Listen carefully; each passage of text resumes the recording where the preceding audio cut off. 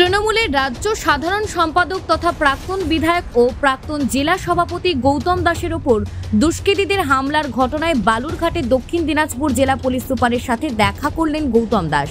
সোমবার রাতে বাড়ি ফেরার পথে দুষ্কৃতীরা হামলা চালায় তার গাড়িতে।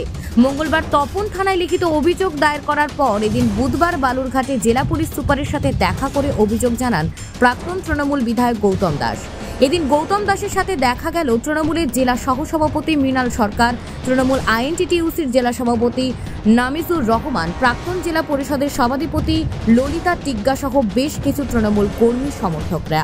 এই বিষয়ে তৃণমূল নেতা গৌতম দাস জানান, গত 2 তারিখ রাত্রেবেলা একটা ঘটনা ঘটেছিল যে আমি গাড়ি নিয়ে ফিরছিলাম। সেই সময় তখন এলাকায় জলিলপুর মোড় বলে একটা জায়গায় হঠাৎ করে অতর্কিত আমার গাড়ির উপরে হামলা হয়। এটা ফ্যাক্ট যে হামলাটা সে গুলি করেছে নাকি অন্য কোনো ধারালো কিছু ব্যবহার করেছে, আমি সেই মুহূর্তে সেটাকে বুঝে উঠতে পারিনি।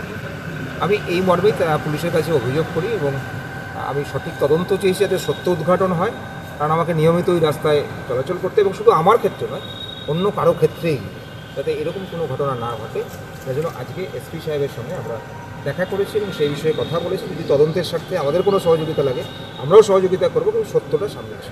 মানে এই সন্দেহটা মানে অত কারা থাকতে পারে না, এটা একদম এটা দুষ্কৃতি। যদি ঘটনার সত্যতা সামনে আসুক, যদি কেউ করে থাকে তাহলে অবশ্যই দুষ্কৃতি ছাড়া কে করবে? আপনার দলের সভাপতিকে আপনার সঙ্গে যোগাযোগ করেছেন? আমার দলের সভাপতি না, আমিও তো আমার দলের সভাপতির সঙ্গে যোগাযোগ করিনি, তো উনি যোগাযোগ করবেন। আমার থেকে বলেছে এদিকে রাজনৈতিক আক্রমণ বলে মনে করেন আপনি? এক্ষুনি বলার সময় আসেনি, আমি আর একটু দেখে নিই পুলিশ কতটা তদন্তে কি আসছে এবং আমরাও নিজেরাও একটু খোঁজখবর নিচ্ছি। সত্যটা সামনে আসুক, সত্য সামনে না আসা পর্যন্ত কাউকে আমি অপরাধী তালিকায় আনতে চাই। এই বিষয়ে তৃণমূলের জেলা সহসভাপতি মৃণাল সরকার বলেন, দেখুন, দলের সাধারণ সম্পাদকের উপরে একটা আক্রমণ হয়েছে আমরা অনুমান করছি। অবশ্যই একজন সাধারণ কর্মী হিসাবে একজন কর্মীর পাশে অবশ্যই আমাদের থাকতে হবে, এটা যেরকম নৈতিক দায়িত্ব। আজকে দেখুন আমাদের ছাত্র সভাপতি তিনিও এসছেন, আইএনটিটিইউসির সভাপতি এসছেন, যুব সভাপতি বাইরে আছেন, তিনি ফোন মারফত খোঁজখবর নিয়েছেন এবং আমাদের ডিস্ট্রিক্ট চেয়ারম্যান তিনিও বারবার করে ফোন করেছেন। তিনি কলকাতা থেকে সবে আজকেই ফিরলেন, তিনি হয়তো সময় পেলে আসতেন। মূল কথা হলো যে নেতৃত্বের উপরে আক্রমণ হোক বা কর্মীর উপরে আক্রমণ হোক, আমাদের তৃণমূল কংগ্রেস একটা পরিবার, যে তৃণমূল কংগ্রেসের কর্মীদের উপরে আক্রমণ হলে ফার্স্ট টাইম তার পাশে দাঁড়ানো, এবং আমরা যেটুকু করি সেটা দলগতভাবেই আমরা সকলেই এসেছি, আজকে ওনার সাথে আছি। এবং যে ঘটনা ঘটেছে খুবই ন্যাক্কারজনক ঘটনা। আমরাও চাই, আমরা এসপি সাহেবের ওখানে বললাম যে বিষয়টা তদন্ত হোক, কারা এই ধরনের ঘটনা ঘটালো তাদের সত্যতা প্রকাশ পাবে। ইতিমধ্যেই ঘটনার জেলা রাজনৈতিক মহলে চাঞ্চল্য ছড়িয়েছে। বিজেপির জেলা সম্পাদক বাপি সরকার জানান, তৃণমূলের গোষ্ঠীদ্বন্দ্বের ফলেই হামলা।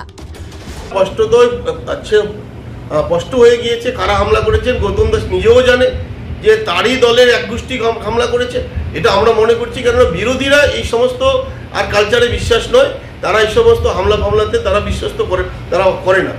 আর আগামী কিছুদিনের মধ্যেই যেহেতু বিধানসভা নির্বাচন আসছে, সেই বিধানসভা নির্বাচনে কার অধিপত্য বেশি থাকবে, কার আর গোষ্ঠীর লোক বেশি টিকিট পাবে, এই নিয়েই এখন থেকে শুরু হয়েছে। এই তৃণমূল কংগ্রেসের কালচার ছিল, থাকবে, এই কালচার তারা অভ্যস্ত। তাই তৃণমূল কংগ্রেসের এই নোংরা কালচার আমরা মনে করছি খুব তাড়াতাড়ি বন্ধ হওয়া দরকার। যদিও এই বিষয়ে পুলিশ সুপার চিন্ময় মিত্তাল জানান, উনি কালকে তপন থানায় একটা কমপ্লেন করেছেন কি পরশু দিন যখন বিকালে প্রায় রাতের দিকে উনি যখন বাড়ি ফিরছিলেন, তো রাস্তায় ওনার গাড়ির কাঁচ সম্ভব ভেঙে গেছে। ওটা নিয়ে ওনার একটা ডাউট হয়েছে যে ওনার গাড়ির উপরে কেউ হামলা করেছে আর কিছু ঢিল ছেড়েছে, কিছু কোনো রকমের হামলা হয়েছে। তো ওটা নিয়ে উনি কালকে কমপ্লেন করেছে, ওই কমপ্লেনটা আমরা পেয়েছি, বাকি ওর বিষয়ে আমাদের ইনকোয়ারি চলছে। আজকে আপনার সঙ্গে দেখা করলেন ওটা নিয়ে উনি বললেন, একটু ডিটেলে বললেন। এমনি কোনো নিরাপত্তা কোনো বাড়ানো হচ্ছে? ওনার কাছে অলরেডি একটা সিকিউরিটি রয়েছে।